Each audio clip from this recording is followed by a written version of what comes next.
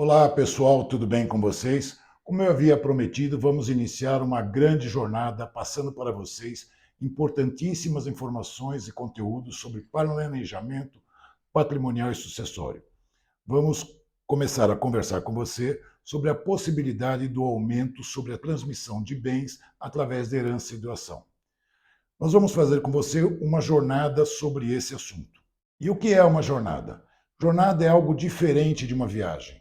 Uma viagem é o ato de viajar de um lado direto para outro.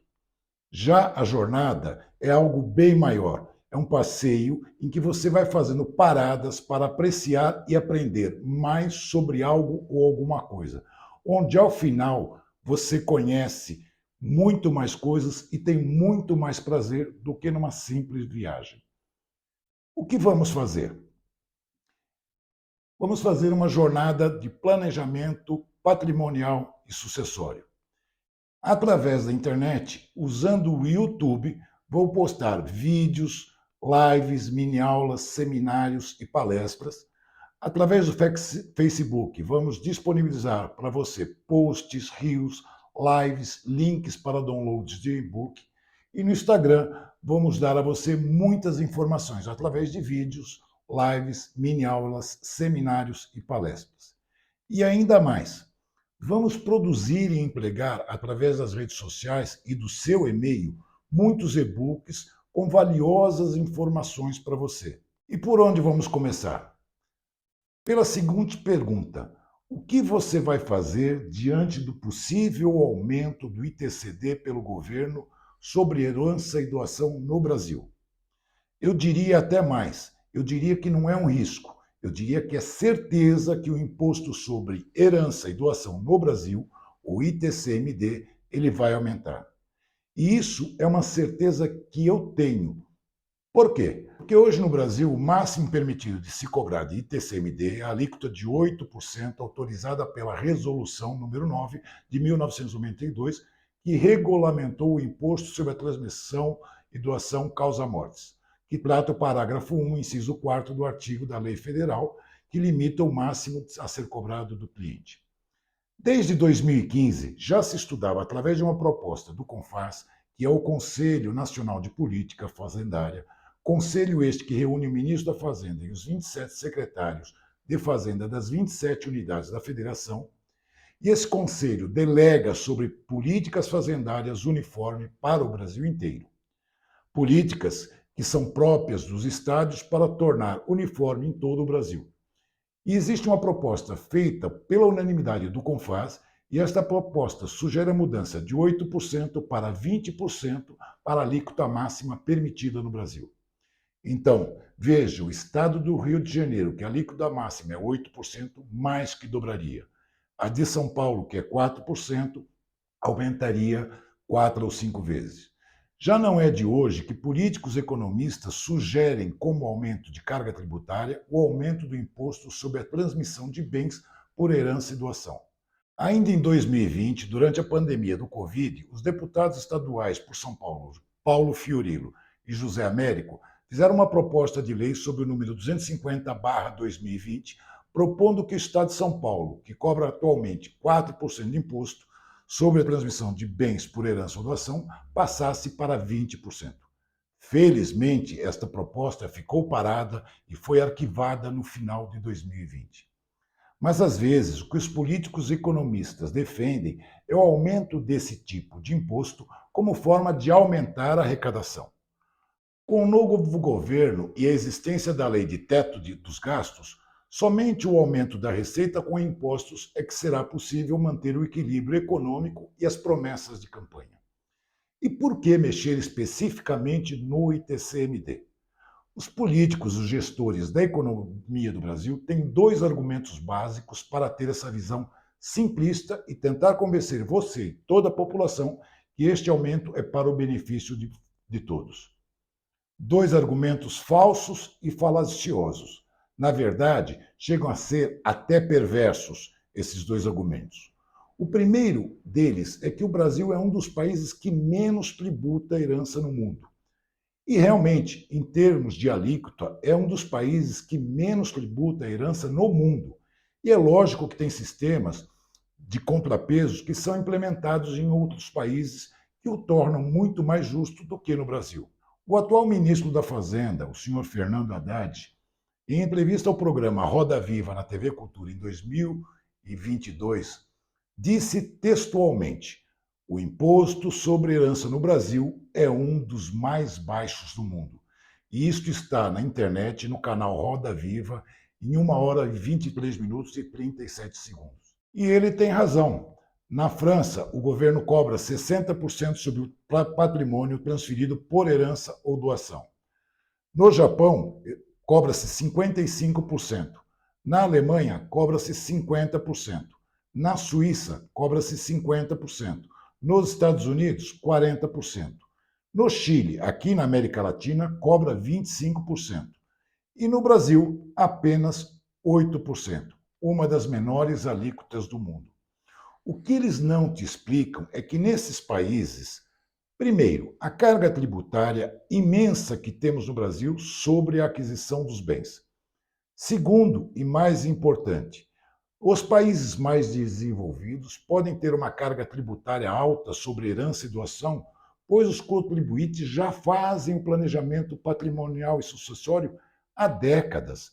Ou seja, deixar bens para inventário nesses países é a exceção, pois a grande maioria da população faz planejamento patrimonial e sucessório. Alegam ainda que o aumento desse imposto atingiria e penalizaria apenas os mais ricos e milionários do Brasil, o que não é verdade, porque os donos de grandes fortunas no Brasil já fazem planejamento patrimonial e sucessório e fatalmente não serão atingidos por esse aumento de alíquota de ITCMD. Se não, vejamos como alguns milionários no Brasil lidaram com a sua transmissão de bens para os entes queridos na hora da sua falta. No Brasil, a prática e uso de planejamento patrimonial e sucessório é feita por alguns portadores de grandes fortunas que se utilizam de ferramentas legais para gastar o menos possível com a transmissão da herança para os seus descendentes. Vejam os casos de sucesso. Roberto Marinho, Grupo Globo, faleceu deixando uma fortuna de 30 bilhões. E se tivesse que pagar e fazer o inventário, teria de pagar 2,4 bilhões só de TCD. Norberto Odebrecht, construtor Odebrecht, faleceu deixando uma fortuna de 14 bilhões. E se tivesse que fazer inventário, pagaria 1,12 bilhões. Antônio Hermínio de Moraes, Grupo Votorantim, faleceu deixando uma fortuna de 15,5 bilhões. E se tivesse que fazer inventário, teria que pagar 1,24 bilhões só de TCMD. Por outro lado, muitos inventários ficaram famosos na mídia pelos problemas que ocasionaram nas suas famílias.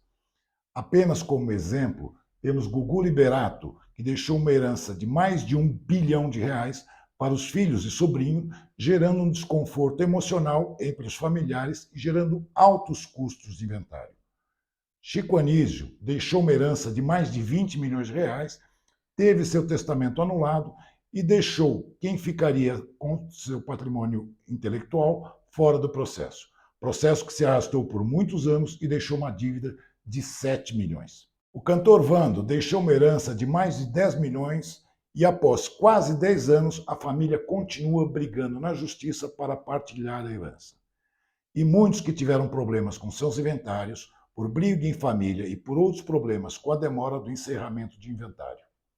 Desta forma, o aumento do ITCMD aumentaria a um número muito grande de brasileiros que construíram até um bom patrimônio, mas à custa de muito suor e sacrifício ao longo da sua vida produtiva, e que já pagaram muitos impostos sobre a aquisição desses bens. Patrimônios de 1, 2, 3, 4 milhões, até 10 ou 20 milhões seria a grande massa de contribuintes atingidas. O aumento do ITCMD é muito, mas é muito brusco, e a tendência é as pessoas falarem assim: poxa, mas será que isso pode acontecer?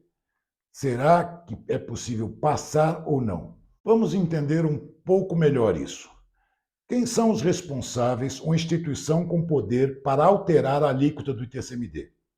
A instituição responsável pela fixação do ITCMD, que está estipulada na Constituição Federal no artigo 155, inciso 1, que determina os impostos de competência dos estados, no inciso 4º terá suas alíquotas fixadas pelo Senado. Qual o problema? É que o PRS, Projeto de Resolução do Senado, não é um projeto direto como as demais leis e decretos. O ITCMD está instituído na nossa Constituição e poderá ser mudado por um projeto de resolução de acordo com a Constituição Federal, para a alíquota máxima de ITCMD, que é fixada por resolução do Senado. Atualmente, temos em análise e andamento o projeto de resolução do Senado número 57 de 2019, feita pelo senador Cid Gomes. Nesta proposta em análise, o aumento da alíquota de ITCMD vai de 8% para 16%, além de outras que estão sendo negociadas nos bastidores do Senado Federal. E a primeira coisa que você deve observar é quem o senador representa. Senador não é deputado. O deputado representa grupos. Um deputado que é representante dos advogados, outro que é dos indígenas, o outro que é da bancada do agro, o outro que é dos evangelistas e assim por diante. Enfim, você tem parlamentares representando os grupos de interesses. Senador não. Senadores são presos por estados. Eles representam o estado.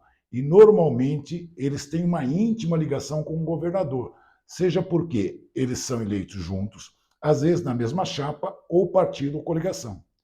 E veja, para aprovar uma resolução no Senado, não é igual ao projeto de lei na Câmara, que passa por uma comissão de Constituição, passa por não sei quantas câmaras de comissão, depois vai para uma Câmara, depois volta para outra, recebe uma série de emendas, depois vai para o plenário e, por fim, vai para o presidente sancionar.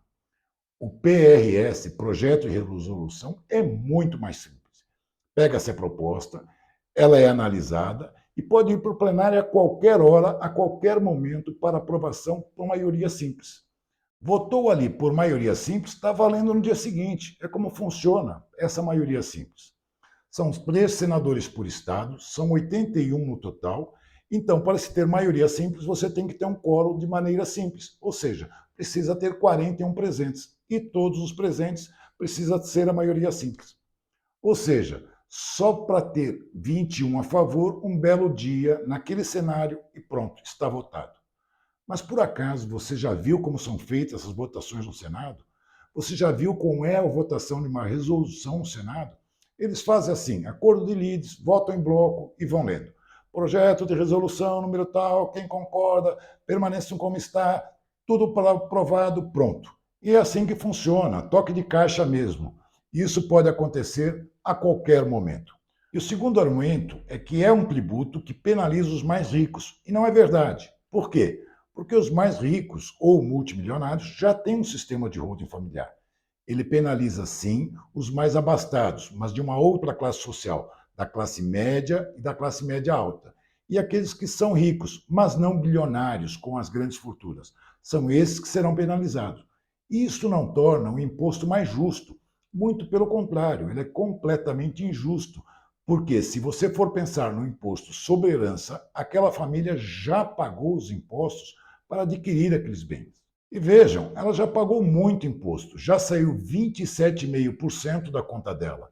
Agora, na hora que vai manter a família, só mudar a titularidade do pai para o filho, vai pagar mais 20%. Isso é surreal. Para o contribuinte, de uma maneira geral, isso não é ruim no primeiro momento, pois ele é, de uma maneira geral, bom para o Estado. Mas para ele, para a sua família individualmente, isso é péssimo. Agora, o fato, se isso vier a acontecer, e para mim não é mais se, pois eu tenho certeza absoluta que isso vai acontecer, a questão agora é quando. Quando isso deve acontecer? E na hora que isso vai acontecer?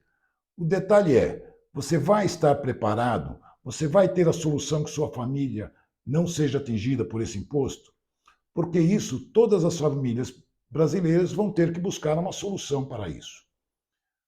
Por isso, consideramos que planejamento patrimonial e sucessório é um ato de amor pela sua família.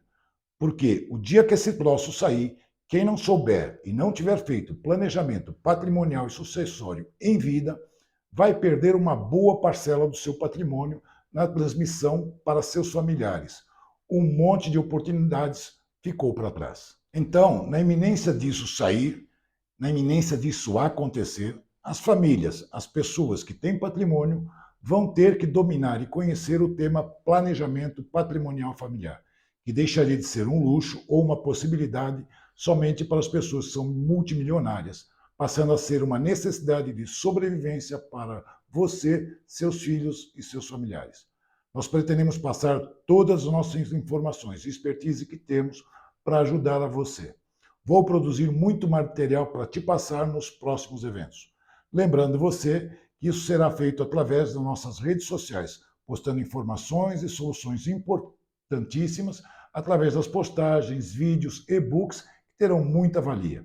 Para ficar por dentro de todo o conteúdo que queremos lhe entregar, inscreva-se no meu canal de YouTube, me siga na minha página no Facebook e Instagram e clique no formulário abaixo. Inscreva-se no nosso grupo de WhatsApp para receber com exclusividade as nossas informações, e-books e muito material sobre esse assunto. Se esse assunto faz sentido para você, curta e compartilhe esse vídeo e conte sempre comigo e com a minha equipe. Aguardo você nos próximos vídeos.